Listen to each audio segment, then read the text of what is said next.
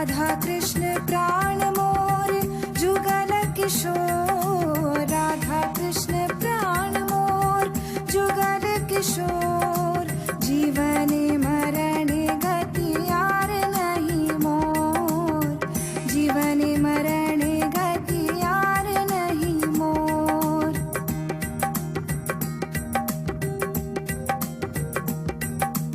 राधा कृष्ण प्राण मोर जुगल किशोर, राधा कृष्ण प्राण मोर जुगल किशोर, जीवन मरण गति यार नहीं मोर, जीवन मरण गति यार नहीं मोर।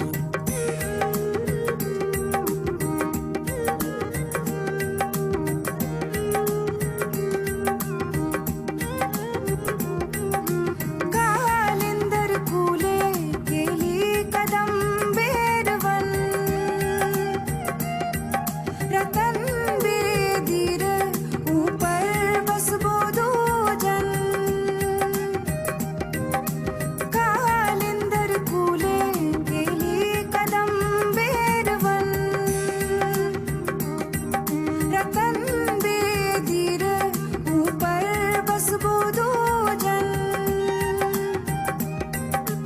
राधा कृष्ण प्राण मोर जुगल किशोर, राधा कृष्ण प्राण मोर जुगल किशोर, जीवन मरण गति यार नहीं मोर, जीवन मरण गति यार नहीं मोर।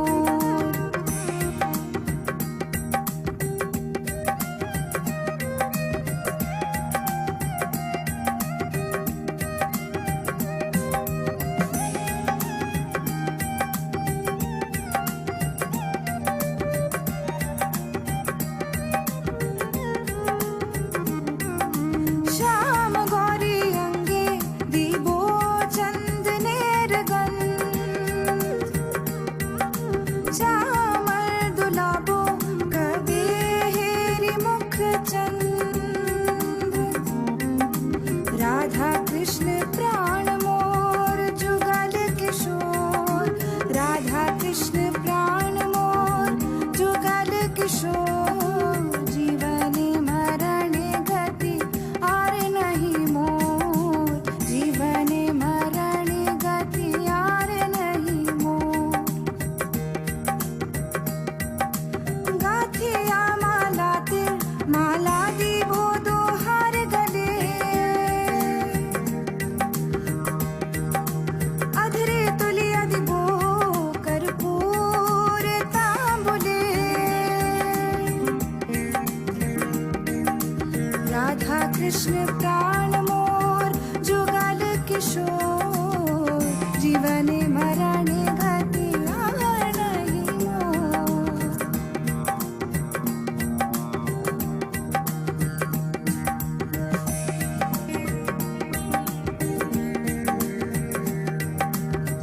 ललिता विशाखादि जत सखी वृंदा, आज्ञाय कोरी बो सेवा चरणारविंद,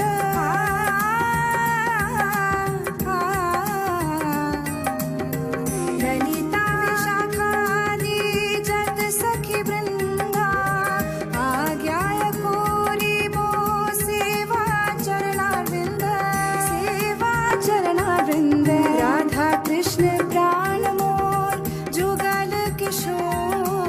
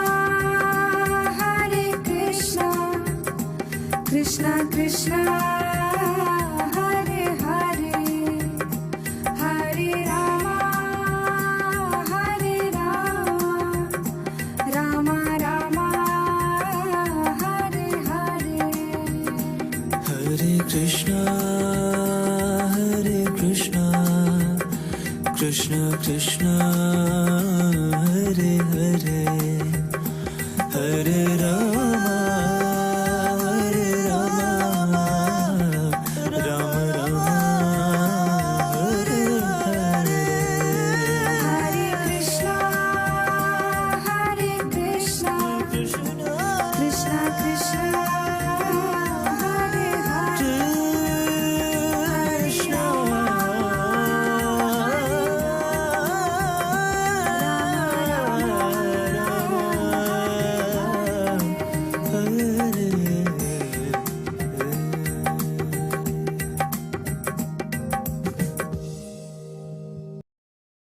नमो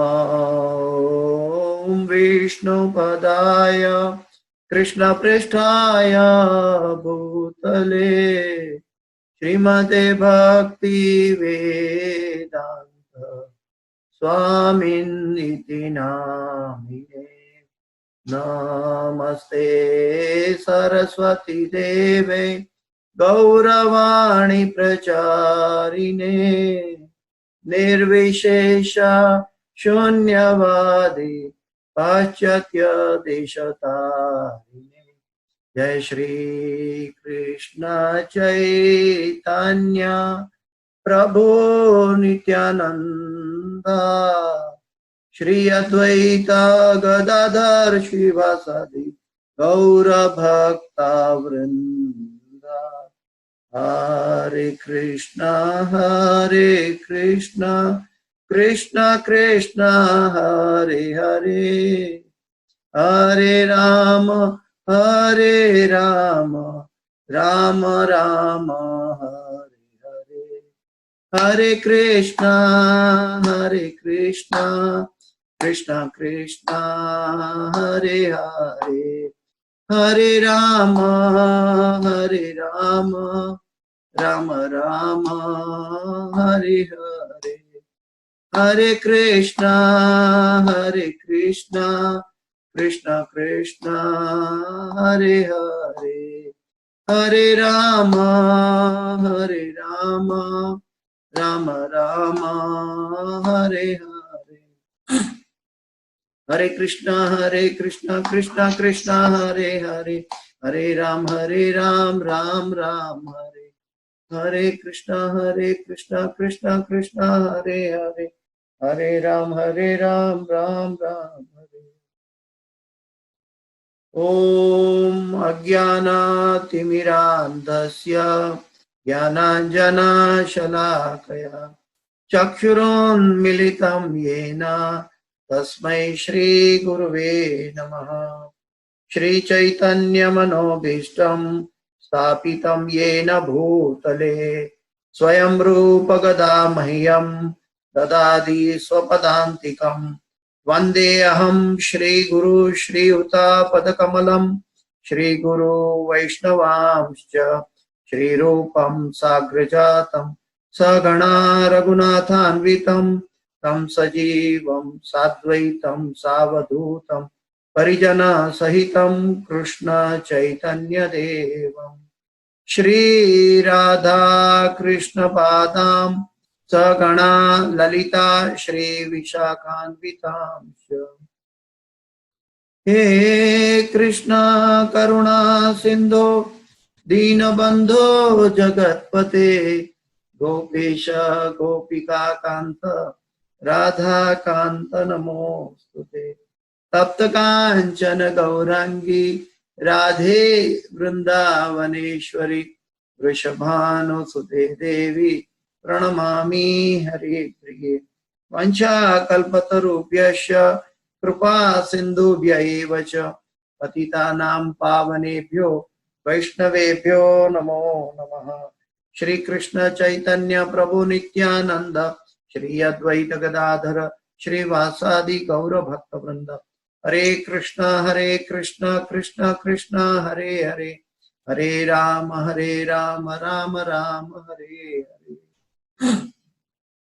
ओम नमो भगवते वासुदेवाय ओम नमो भगवते वासुदेवाय ओम नमो भगवते वासुदेवाय नारायणं नमस्कृत्यं नरं चैव नरोत्तमं देवीं सरस्वतीं व्यासं ततो जयं मुदीरयेत् नष्टप्रायेषु अभद्रेषु नित्यं भागवत सेवया भगवते उत्तम श्लोके भक्तिर्भवति नैष्ठकी। हरे कृष्णा। श्रीमद् भागवत की शिक्षा वर्ग में आप सब भक्तों का स्वागत है। आप भक्तों के चरणों में और गुरु वर्य के चरणों में प्रणाम। आज हम श्रीमद् भागवत के पहले स्कंध के दूसरे अध्याय के चौथे श्लोक में चर्चा करने जा रहे हैं। 1, 2, 4 जो हम मंगलाचरण में जो श्लोक बोलते हैं उसी पर आज कुछ बताएंगे। साथ साथ श्री चैतन्य महाप्रभु ने श्रीमद् भागवत के बारे में जो बताया उसके बारे में भी चर्चा करेंगे। नारायणं नमस्कृत्यं नरं चैव नरोत्तमं देवीं सरस्वतीं व्यासं ततो जयमुदीरयेत्।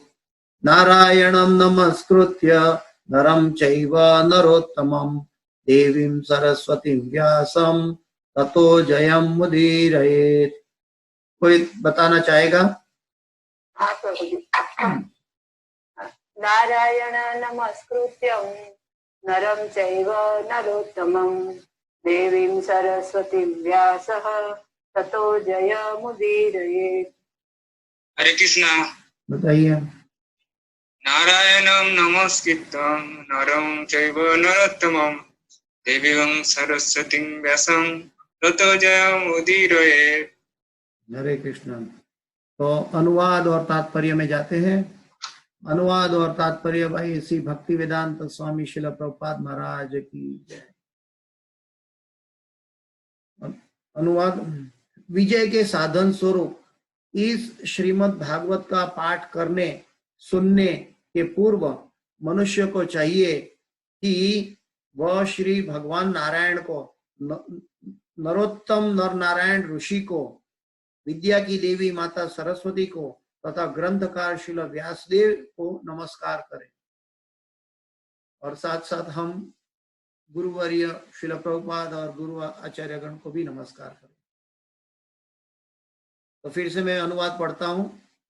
विजय के साधन स्वरूप इस श्रीमद् भागवत का पाठ करने सुनने के पूर्व मनुष्य को चाहिए कि वह भगवान श्री भगवान नारायण को, नरोत्तम नर नारायण ऋषि को, विद्या की देवी माता सरस्वती को तथा ग्रंथकार श्रील व्यासदेव को नमस्कार करें। तो ये आज का श्लोक है। और उसके बाद हमें जो श्रीमद् भागवत मिला है ऐसी भक्ति वेदांत स्वामी श्रील प्रभुपाद के जरिए और आचार्यगण गुरु वर्ग के जरिए, तो उनके चरणों में भी हमें अपना प्रणाम अर्पित करना चाहिए। मंगलाचरण का अर्थ है मंगल आचरण। हम भौतिक जगत के कलमश की ग्रंथों में विचरते हुए जब हम श्रीमद् भागवत का अध्ययन शुरू करते हैं तो ये मंगल आचरण बहुत जरूरी है। मंगल आचरण के लिए जो कहा जाए, गुरुवर्य के लिए जो कहा जाए, ये श्रीमद् भागवत हमें सुनाते हैं कि गुरु की क्या महत्ता है। तो यहाँ पे सुत गोस्वामी ये एडवाइस दे रहा है कि हम भगवान नारायण को, नर नारायण ऋषि को और विद्या की देवी सरस्वती माता को और श्रील व्यासदेव को प्रणाम करना चाहिए। जैसे कि हम जानते हैं कि जो झुकता है वो पाता है, बिना झुके नहीं मिल सकता। उसके लिए भी हम कई एग्जाम्पल पहले चर्चा कर चुके हैं। एक पनिहारी पानी का मटका लेकर जाती है और वो जलाशय में जाती है तो मटके को झुकना पड़ता है। जब तक मटका झुकता नहीं है तब तक पानी भरा नहीं जाता। ठीक वैसे ही सुत गोस्वामी ये टॉप मोस्ट सीक्रेट साइंस को गुरु को प्रणाम करके बता रहे हैं कि जब तक हम गुरु के चरणों में प्रणाम नहीं करते हैं, जब तक गुरु से आशीर्वाद नहीं लेते, जब नर नारायण ऋषि का आशीर्वाद नहीं लेते, जब सरस्वती माता का आशीर्वाद नहीं लेते, जब श्रील व्यासदेव जी का आशीर्वाद नहीं लेते, तब तक हमारे अंदर वो श्रीमद् भागवत प्रवेश नहीं कर सकता। साथ साथ हमें जो श्रीमद् भागवत मिला है भक्ति वेदांत स्वामी श्रील प्रभुपाद महाराज और गुरुवर्य को जब तक हम प्रणाम नहीं करते, तब तक हम सही ढंग से श्रीमद् भागवत प्राप्त नहीं कर पाते। तो ये श्रीमद् भागवत की प्राप्ति का मंगलाचरण के जरिए हमें एक आदेश है। प्रभुपाद जी ने ये परंपरा पूरा इस्कॉन में जोड़ दी रखी है कि पूरे भागवत के मंगलाचरण में सभी भक्तगण, सभी जो व्यक्ति वक्ता होते हैं, वो श्रीमद् भागवत में की क्लास या गीता की क्लास के पहले ये श्लोक का अनुमोदन करते हैं। आइए तात्पर्य में प्रभुपाद जी को सुनते हैं। तात्पर्य बाई ऐसी भक्ति वेदांत स्वामी श्रील प्रभुपाद महाराज की जय। सारा वैदिक साहित्य तथा सारे पुराण इस भौतिक जगत के गहनतम भागों पर विजय प्राप्त करने के लिए है। जीव अनादि काल से भौतिक इंद्रिय तृप्ति के प्रति आसक्त होने के कारण ईश्वर के साथ अपने संबंध को भूल चुका है। कैसे भूल चुका है? अनादि काल से एक योनि से दूसरे योनि, हम 84 लाख योनि में घूमते हैं, हम सब जानते हैं। और सभी योनि में जो शरीर धारण करते हैं वो क्या है? पदार्थ है, भौतिक जगत के पदार्थ है। पृथ्वी जल अग्नि वायु आकाश मन बुद्धि अहंकार, वो सूक्ष्म शरीर है और वो स्थूल शरीर है। तो वो जीव अनादि काल से अलग अलग अलग अलग शरीर धारण कर कर आया है और पदार्थ के साथ रहते रहते रहते वो पदार्थ ही मैं हूं करके मानने लगा है। तो ये कल्मश वो भूल चुका है कि मैं भगवान का अंश हूं और मैं आत्मा हूं, मैं पदार्थ से पृथक हूं, मैं पदार्थ के साथ सम्मिलित नहीं हूं। हाँ, पदार्थ का एक समय नाश होता है, लेकिन मेरी यात्रा आगे चलती रहती है। तो ये जीव ये संबंध भूल चुका है। इसी वजह से हमें मृत्यु में हमें डर लगता है या मृत्यु किसी को पसंद नहीं होती। क्यों? क्योंकि हम शरीर को प्रेम करते हैं, आत्मा की अस्तित्व को या आत्मा की महत्ता को भूल जाते हैं।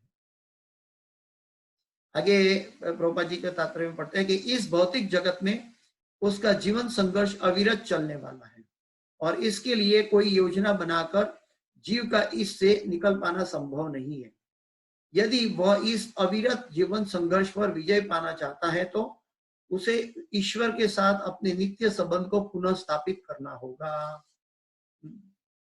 जब तक हम भगवान से संबंध नहीं जोड़ते हैं, तब तक हमारा संबंध कोई भी शाश्वत नहीं रहता। और जो परिवर्तनशील है वो संबंध सुख नहीं दे सकता, शाश्वत सुख नहीं दे सकता।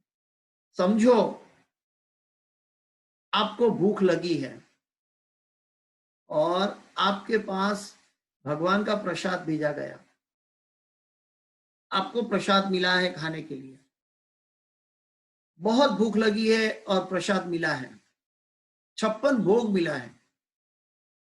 लेकिन अगर आपको कोई कह दे कि ये 2 बाइट खा के आप खड़े हो जाइएगा, जो भी खाना है आपको 2 बाइट खाना है, उसके बाद नहीं खाना, तो क्या आपको संतुष्टि मिल जाएगी? नहीं। क्यों नहीं मिल जाएगी? क्योंकि आपको तो ज्यादा भूख लगी है।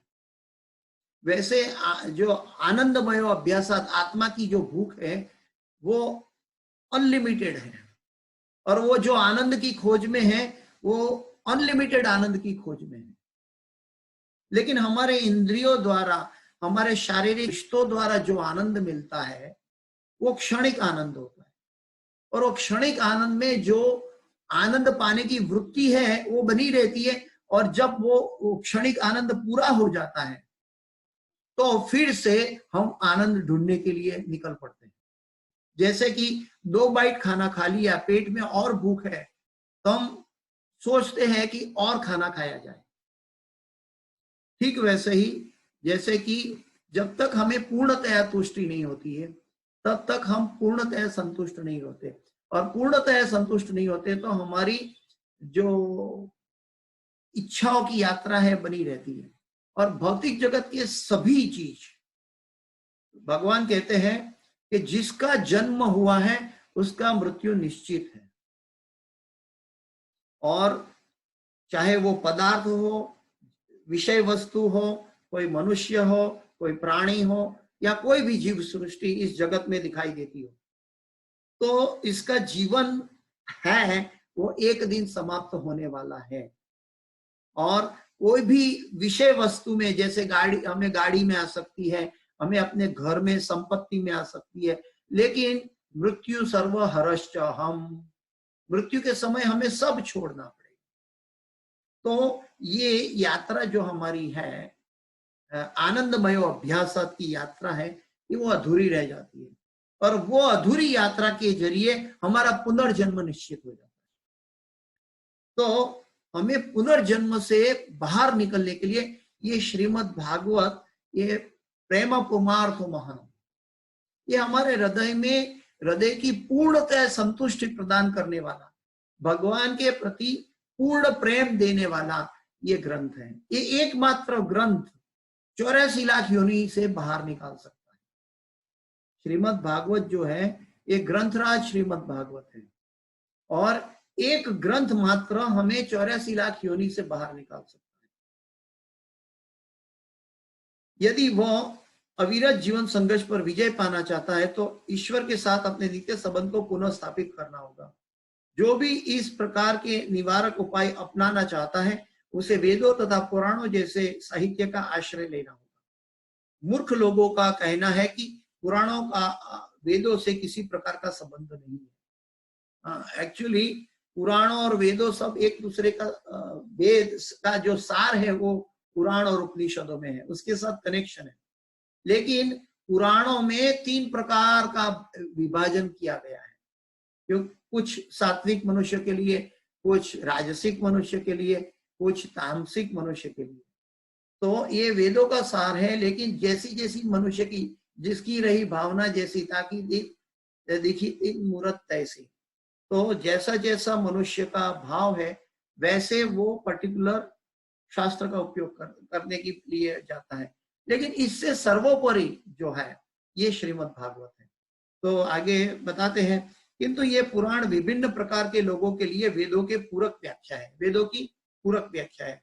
सभी मनुष्य एक से नहीं होते, कुछ लोग सत्वगुणी होते हैं, तो कुछ लोग रजोगुणी होते हैं, कुछ तमोगुणी होते हैं। पुराणों को इस प्रकार से विभक्त किया गया है कि किसी भी श्रेणी के लोग उनसे लाभ उठा सके और धीरे धीरे अपनी खोई हुई स्थिति को पुनः प्राप्त करके कठोर जीवन संघर्ष से बाहर निकल सकते हैं। श्रील सुत गोस्वामी पुराणों के पाठ की विधि प्रदर्शित करते हैं। जो लोग वैदिक साहित्य तथा पुराणों के उपदेशक बनना चाहते हैं, जो लोग वैदिक साहित्य तथा पुराणों के उपदेशक बनना चाहता है, यानी कि प्रीचर, प्रचारक है, जो वे इस विधि का पालन कर सकते हैं। नारायणम नमस्कृत्यम नरम चैव नरोत्तमम देवीं सरस्वती व्यासम ततो जयमुदीरये। श्रीमद् भागवत निष्कलंक पुराण है, निष्कलंक, इसमें कोई दाग नहीं है। श्री चैतन्य महाप्रभु का जो मत है इसके बारे में अभी हम चर्चा करेंगे। और यह विशेषकर उनके लिए है जो स्थायी रूप से भवबंधन से छूटने के उत्सुक है, स्थायी रूप से भवबंधन से छूटने के लिए उत्सुक है। तो श्रीमद् भागवत जो है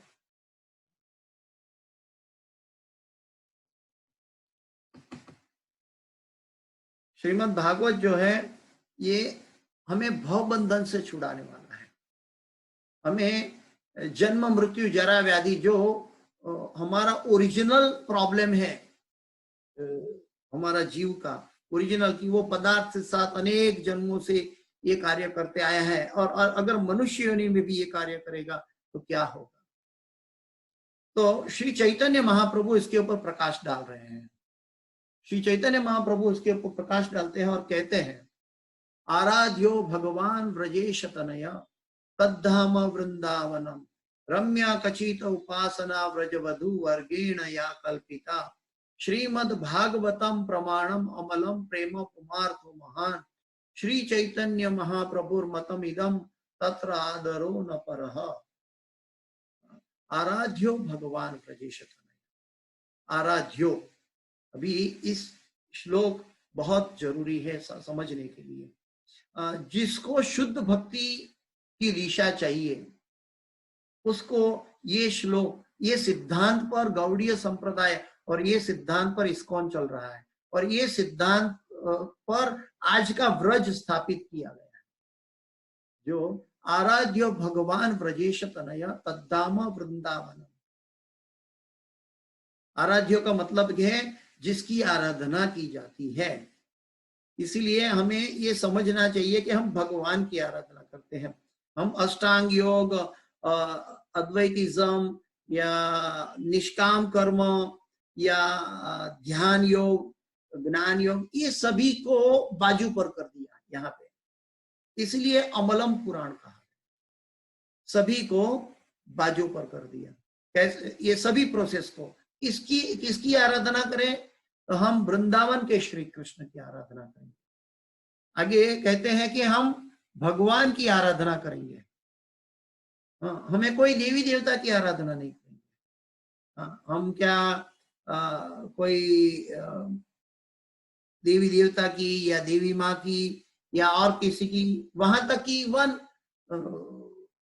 कोई क्या बोलते हैं कि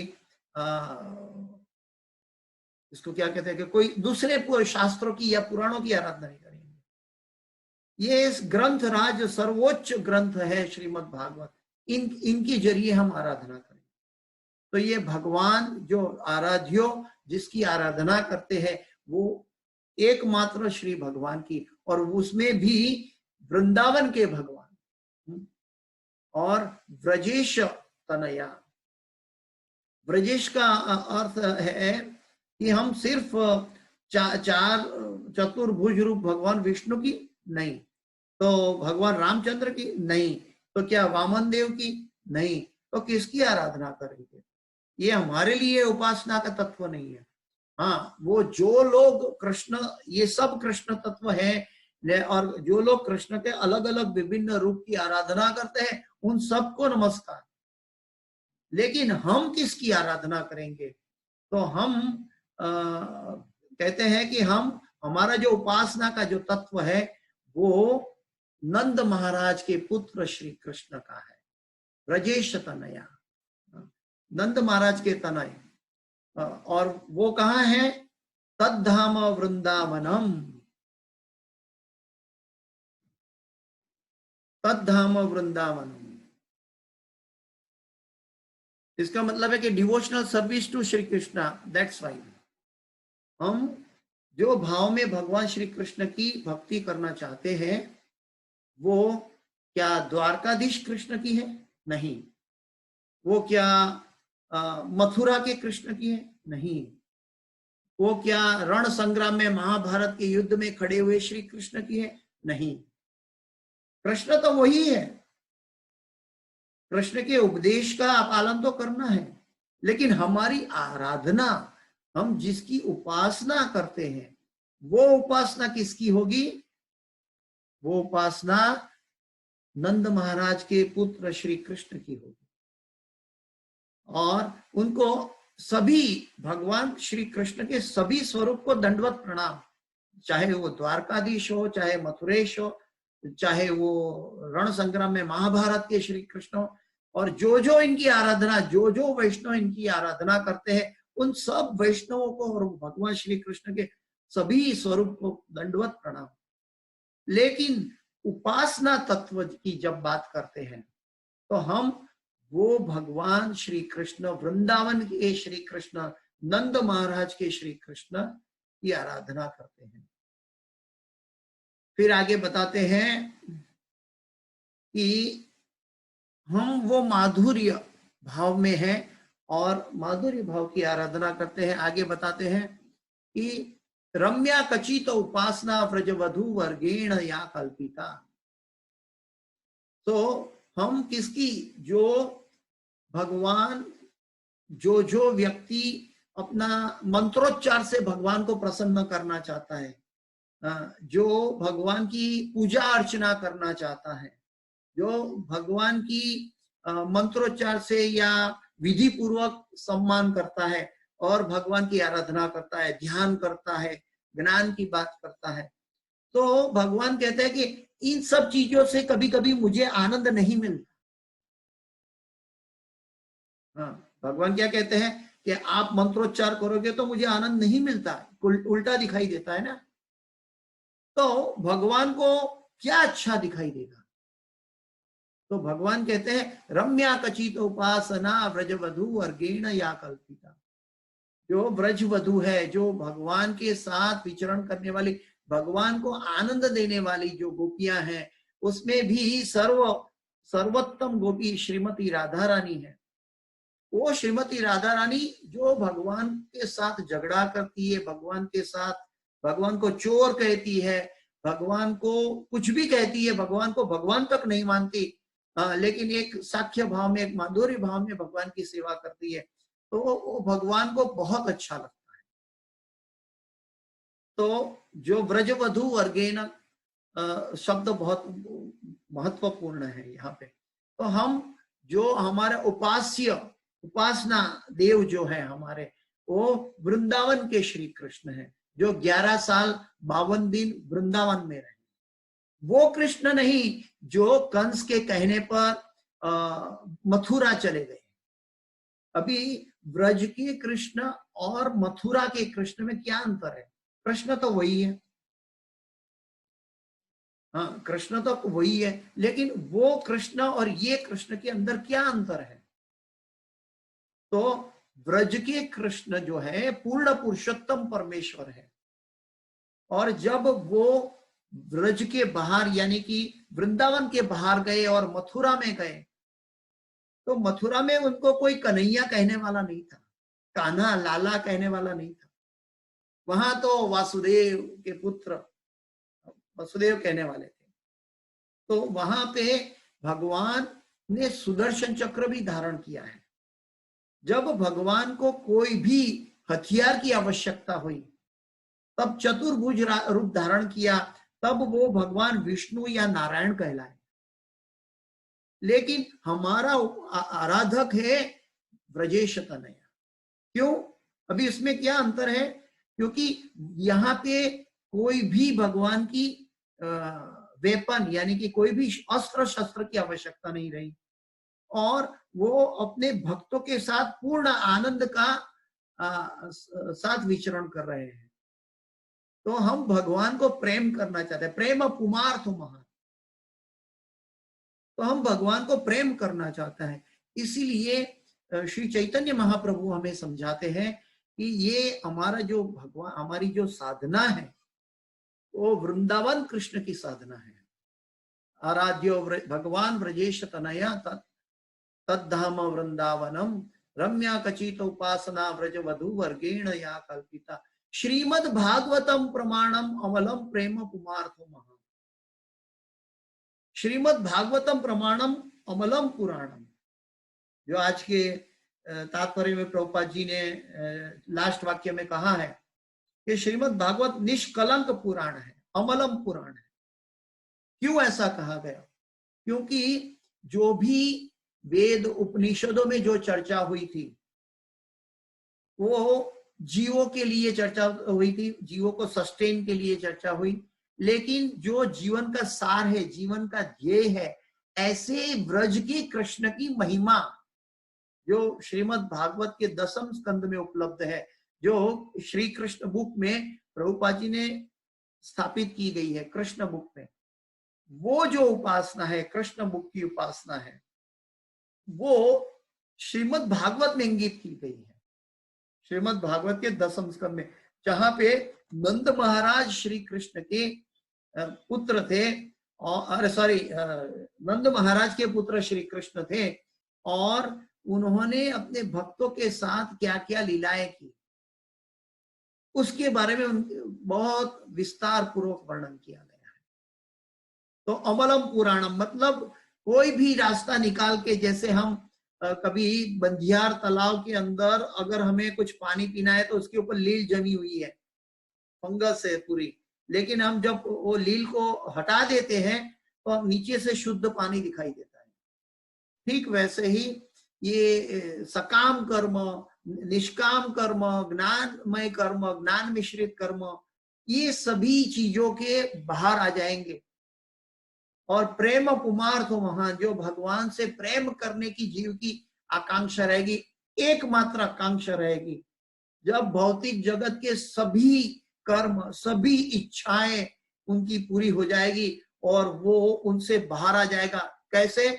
जब उनको भगवान से प्रेम करने की आदत हो जाएगी और भगवान का प्रेम पाकर उनकी हृदय की पूर्ण संतुष्टि हो जाएगी, तब वो व्यक्ति शुद्ध भक्ति में स्थित हो जाएगा। तो ये कौन कह रहा है? श्री चैतन्य महाप्रभोर मतम इदम। श्री चैतन्य महाप्रभु, जैसे कि हम जानते हैं कि वेद व्यास जी ने बताया है कि श्री चैतन्य महाप्रभु श्री कृष्ण चैतन्य प्रभु नित्यानंद, सॉरी श्री कृष्ण चैतन्य राधा कृष्ण नहीं अन्य। तो श्री चैतन्य महाप्रभु कौन है? राधा कृष्ण का कंबाइन अवतार है।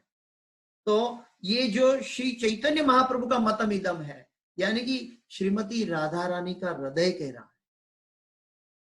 ये श्रीमती राधा रानी का हृदय कह रहा है कि हम जिसकी आराधना करते हैं वो वृंदावन के कृष्ण हैं।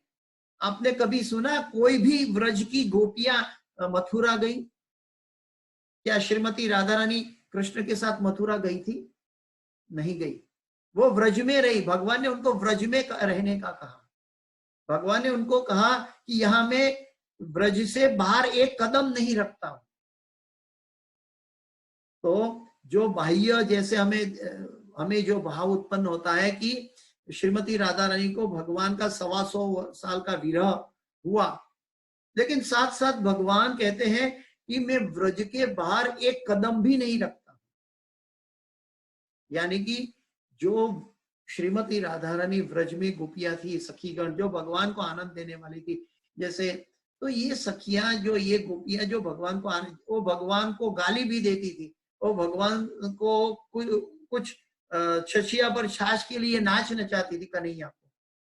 ऐसे प्रेम देने वाली, क्योंकि भगवान भी हमेशा मंत्रोच्चार या वेदी विधि से या ऐश्वर्य भाव में अगर पूजा करते हैं हम भगवान की, तो भगवान को भी एक ऊब आ जाती है कि ये हमेशा मेरे ऐश्वर्य के पीछे पड़े, लेकिन मुझे अपना एक अंगत जो व्यक्त है, मेरे अंतरंग भक्त है, उनके साथ जो आनंद की लीला भावना है वो वृंदावन की है।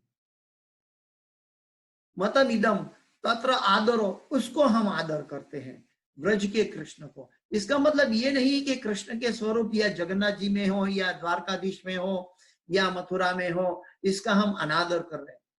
उसको हम आदर सब प्रणाम तो कर सकते हैं, लेकिन जो भक्त, जो वैष्णवगण वो व्रज के बाहर के कृष्ण की, यानी कि मथुरा के कृष्ण की या द्वारकाधीश की या क्या बोलते हैं कि महाभारत के कृष्ण की, जो सकाम कर्म की या ज्ञान मिश्रित कर्म की या ध्यान मिश्रित कर्म की जो भी आराधना करना चाहते हैं, जो वैष्णव, उन सब को प्रणाम और उनको करने दो, और वो कृष्ण को भी प्रणाम, कृष्ण वही है।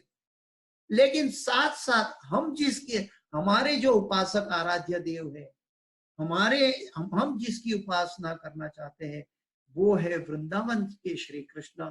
वो 11 साल 52 दिन वृंदावन में रहे और न परह, इसके अलावा हम कोई और आराधना नहीं करते।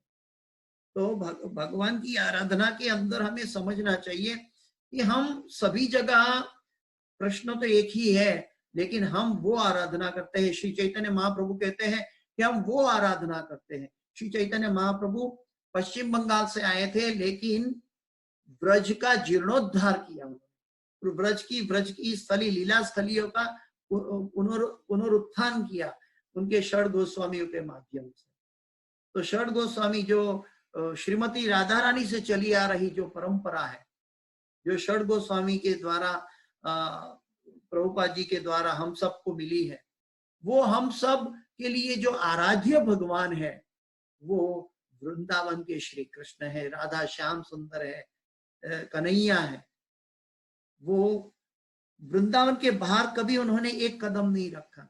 जब वो वृंदावन के बाहर कदम नहीं रखते तो हम कैसे वृंदावन के बाहर के कदम रख सकते हैं। गोपी पाद बतु पाद पद कमल है दास दासानुदास। इसलिए जो शरणागति के सिद्धांत में शरण गोस्वामी हमें बताते हैं कि जो शरणागति के नियमों में एक नियम ये है कि हम वृंदावन धाम का आश्रय करें, हम वृंदावन का धाम का आश्रय करें, व्रज के धाम का आश्रय करें। जो व्रज के धाम का आश्रय करते हैं वो भगवान की शुद्ध भक्ति तक पहुंच पाता है। तो ये चीज हमें समझनी चाहिए कि हम सभी कृष्ण वही है। यहाँ पे आज के श्लोक में नारायणम नमस्कृत्यम कह रहे हैं और देवीम सरस्वती व्यास कह रहे हैं, सभी अपनी जगह में बराबर है श्रीमद् भागवत के अभ्यास के लिए। क्योंकि जब तक हम प्रहलाद महाराज की या ध्रुव महाराज की ये सभी भक्ति, ऐश्वर्य भक्ति, शरणागत भक्ति, ये सभी हम जब तक नहीं समझेंगे तब तक गुह्य प्रेम का जो अनुभव है, उसकी महत्ता है, उसको हम नहीं समझ पाएंगे। इसलिए श्रीमद् भागवत को अमलम पुराण कहा गया। अमलम पुराण इसीलिए भी है कि दसम स्कंद में इसकी चर्चा क्यों हुई है, क्योंकि दसम स्कंद में इसकी चर्चा इसीलिए हुई है कि पहले से एक स्कंद से 9 स्कंद तक अलग अलग तरह के हमारी जो प्रश्नों का उत्तर है।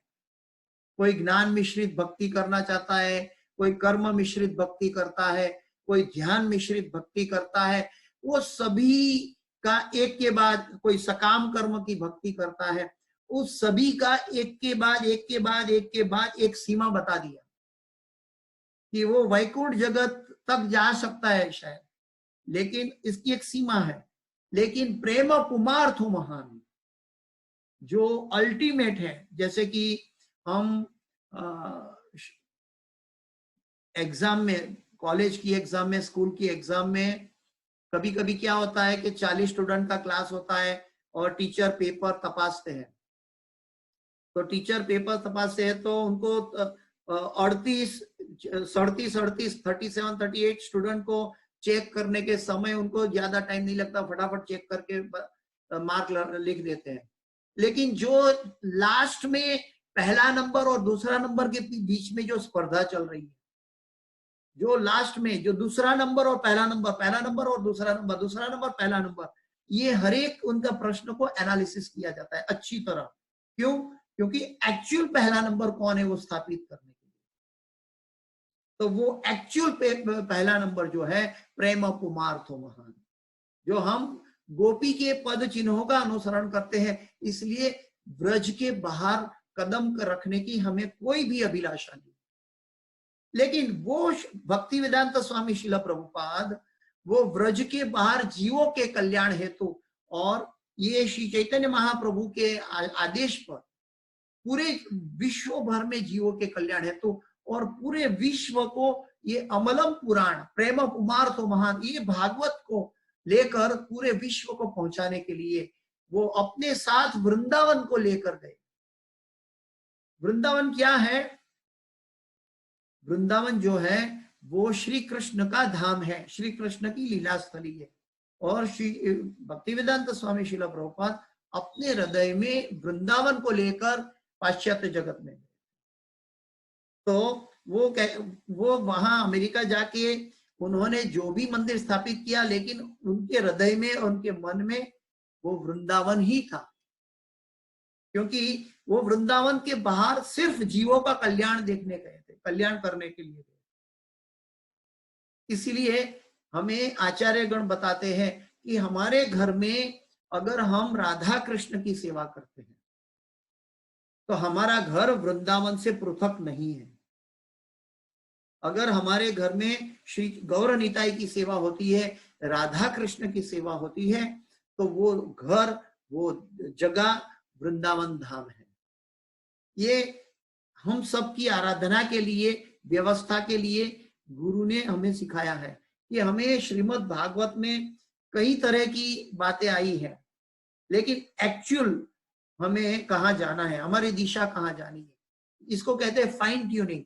दूसरे नंबर से पहले नंबर पे, यानी कि प्रेम पुमार्थम। ये श्लोक मैंने आज कंट्रोवर्सीज थोड़ा दिख रहा है, लेकिन फिर भी मैंने ये श्लोक आज इसीलिए लिया कि ये मंगलाचरण तो है, नारायणम नमस्कृत्यम नरम चैव नरोत्तमम देवीम सरस्वतीम व्यासम ततो जयम मुदीरयेत। यहाँ से हमारी शुरुआत है, प्रचारक की शुरुआत है, लेकिन उनका जो अंत है वो आराध्यो भगवान ब्रजेश तनया तद्धाम वृंदावन। तो हम उस वृंदावन में जाने के लिए, उस आराध्य कृष्ण के लिए, उस आराध्य कृष्ण की लीलाओं का दासानुदास बनने के लिए हमारा जीवन का गोल है। इसीलिए श्री चैतन्य महाप्रभु गुरु परंपरा के माध्यम से हमें सिखा रहे हैं कि हम चाहे कोई भी कृष्ण को प्रणाम करें, चाहे द्वारकाधीश हो, चाहे जगन्नाथ जी हो, चाहे कोई क्या बोलते हैं, जगन्नाथ जी भी वृंदावन में जाते हैं रथ यात्रा के दरमियान, जैसे आप सब जानते हैं, और बाकी कृष्ण महाभारत के कृष्ण हो। लेकिन ब्रजवधू की बात करें तो वो तो ब्रज के कृष्ण की बात करते हैं। तो हम गोपियों के पद चिन्हों को अनुसरण करते हैं, इसलिए हम ब्रज के कृष्ण को नहीं छोड़ सकते। ब्रज के कृष्ण जहां पे वो भक्तों के साथ पूर्णतया आनंद का आदान प्रदान करते हैं। तो ये सर्वश्रेष्ठ प्रमाण श्रीमती राधा रानी के हृदय से निकला हुआ प्रमाण है।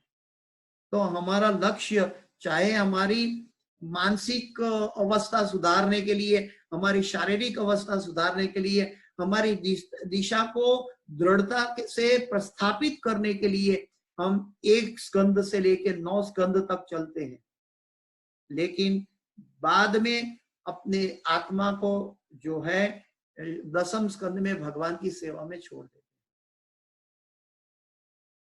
तो ये समझना है, ये सिद्धांत है, ये मूल सिद्धांत है जिसके ऊपर गौड़ीय संप्रदाय चल रहा है, जिसके ऊपर इस्कॉन चल रहा है, जिसके ऊपर पूरा ब्रज धाम चल रहा है, वृंदावन धाम चल रहा है, गोकुल धाम चल रहा है।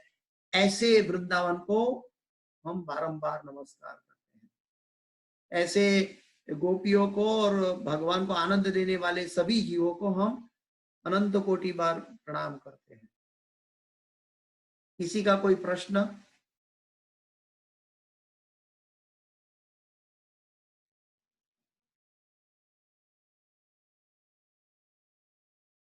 किसी का कोई प्रश्न है?